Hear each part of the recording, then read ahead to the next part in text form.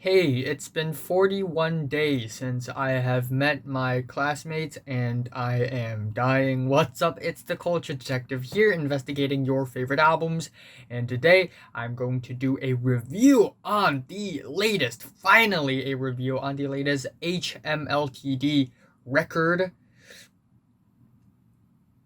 West of Eden. And HMLTD is a glam punk goth rock art punk band formed in London in the year 2015, and in the year 2017 they had dropped a lot of singles such as To the Door and Satan, Luella and I, just to name a couple.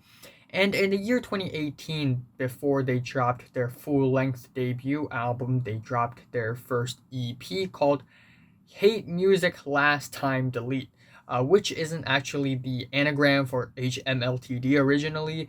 Originally, it's supposed to be Happy Meal Limited, but in the EP, it's Hate Music Last Time Delete, and it's a friggin' great EP. A majority of the songs, actually 4 of the 5 songs on that EP, are fantastic. I especially love the tracks Proxy Love and Mannequin being one of my favorite tracks off of the year 2018, and Proxy Love being this really fun, weird, gender bending goth punk that is really wild with a really sweet chorus, and Mannequin being this really whack love story narrative track about falling in love with a mannequin with a lot of 80s disco influences. And then they have dropped their full length debut album, West of Eden, and it does not disappoint. This is everything that I ask for when I'm entering an HMLTD album. It's dark, it's sexy, it's slick, it's wild, it's punchy, it's freakish, it's quirky, but at the same time, it's also somewhat conscious and refreshing, and most importantly, punk. It's punk. And I have a thing for punk rock and post punk, and yes, it's a very weird and quirky album. I'm not a huge fan of this album when I first listened to it, but as time goes by, I just appreciate how friggin' weird this album is, especially for the vocals. I think the name of the vocalist is Spichalski, and his vocals are freaky. They're wild. They screech, they shout, they scream, they grunt and moan. He just brings so much personality to HMLTD's music.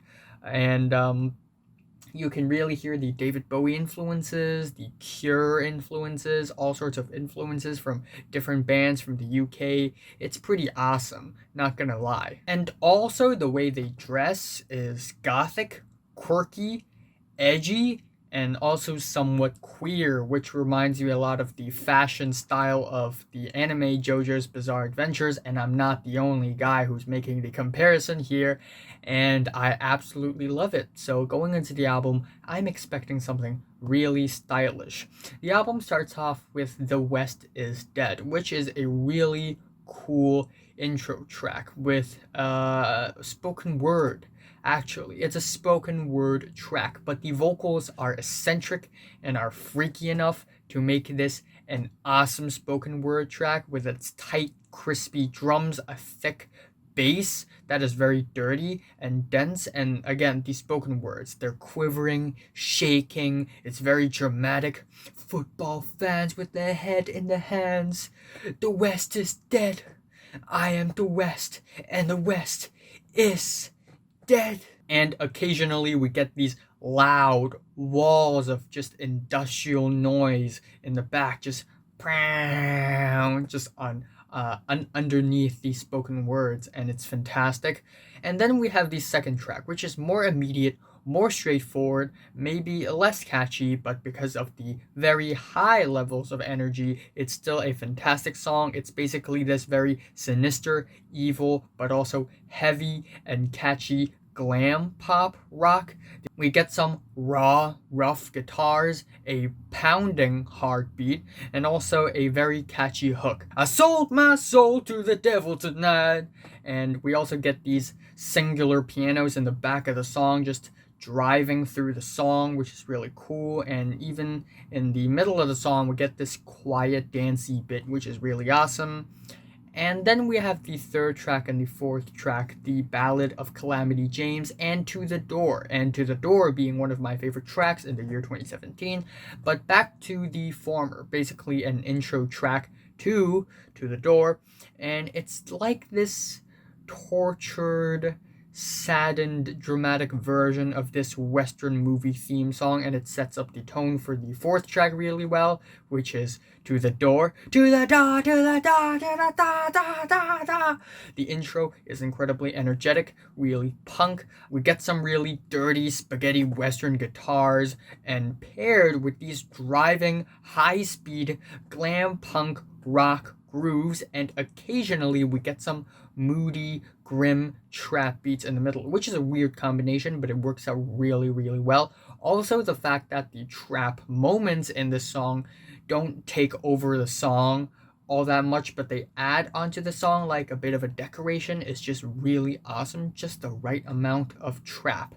And again, the energy that the band brings onto the track is just awesome. The next track, Satan, Luella, and I, is probably my favorite track on the entire record, and it's a pretty long track. The first 2 minutes of the track is basically the intro, the build-up to the fun parts of the track, but even the build-up is fantastic. It's basically this very golden, sweet, sugary ballad, and kind of reminds me of that one Ice Age song, but the way the vocals and the guitars sort of melt together, it's golden sweet, and it's really nice. And then it transitions to a very catchy, driving, jaunty piano pop song that has so much glam flavors. It's edgy, it's goth, it's super duper catchy. We get an awesome soaring chorus. We get these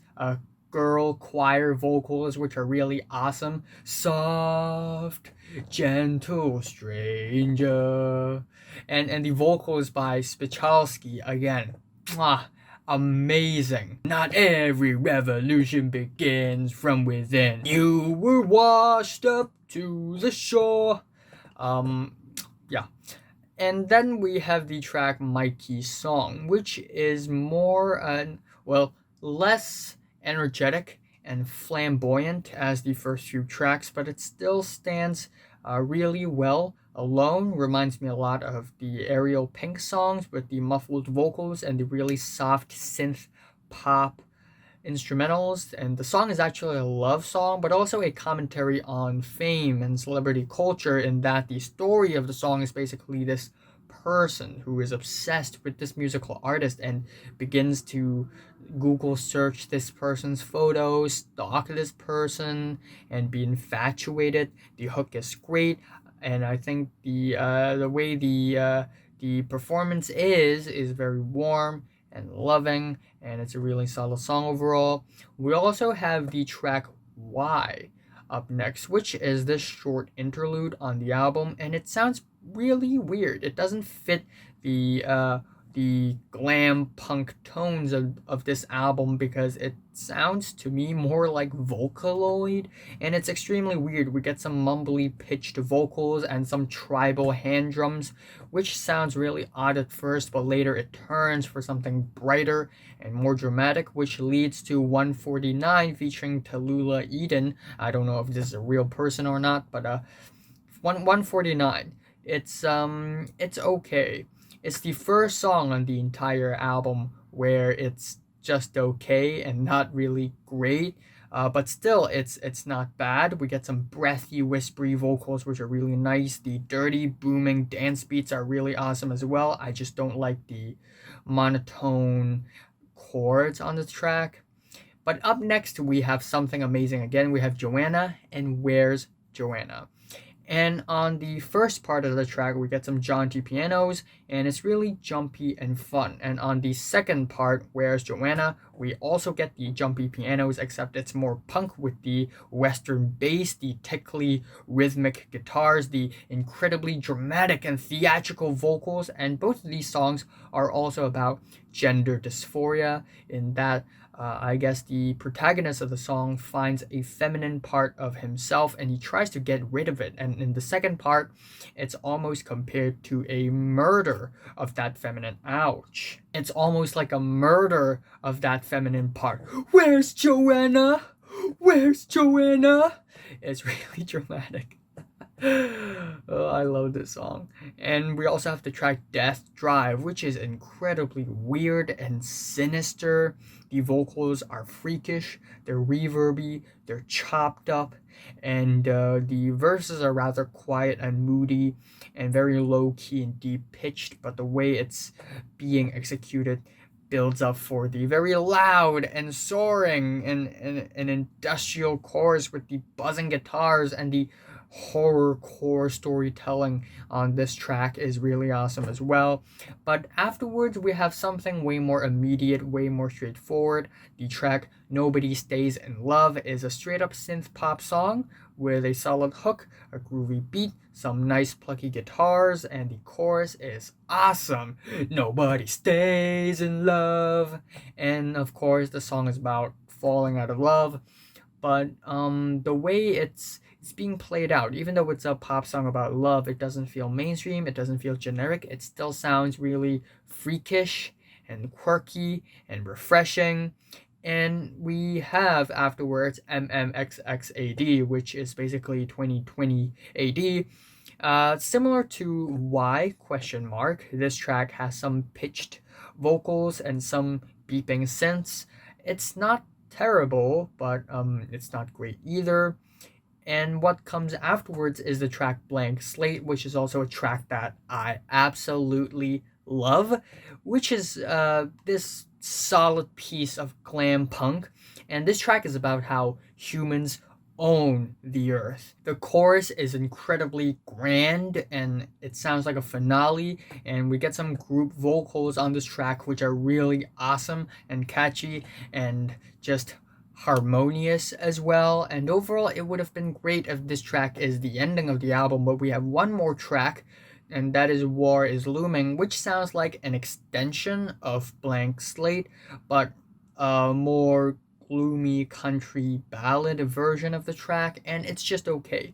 It's not terrible, but it's more of an anticlimactic ending in comparison to Blank Slate. But still, I think overall the album is fantastic. It is solid, it's weird, it's sexy, it's gender bending, and in a very stylish way, not in a sloppy way at all. It tackles post-punk, glam rock, and art rock in a really refreshing style. It really updates the scene and sort of introduces these genres to newer audiences in a really smart and brilliant way, and I just can't wait to hear another project from HMLTD because they're really delivering some of the most solid stuff. They're one of the most promising bands of the decade so far. So yeah, I'm enjoying this record a lot. My favorite track here is Satan, Luella, and my least favorite is War Is Looming. I am giving HMLTD's West of Eden a strong 8 out of 10. So, have you listened to the latest HMLTD record? From 1 to 10, how much did you rate it? Like if you like it, and subscribe if you want more. And thanks for watching. Also, I will be reviewing the BTS album, The King Cruel, The Lows, The Destroyer, The Micaiah McCraven very soon. And after these 5 albums and 2 mysterious classic albums, I'm gonna stop doing album reviews until the end of April. Thanks for watching.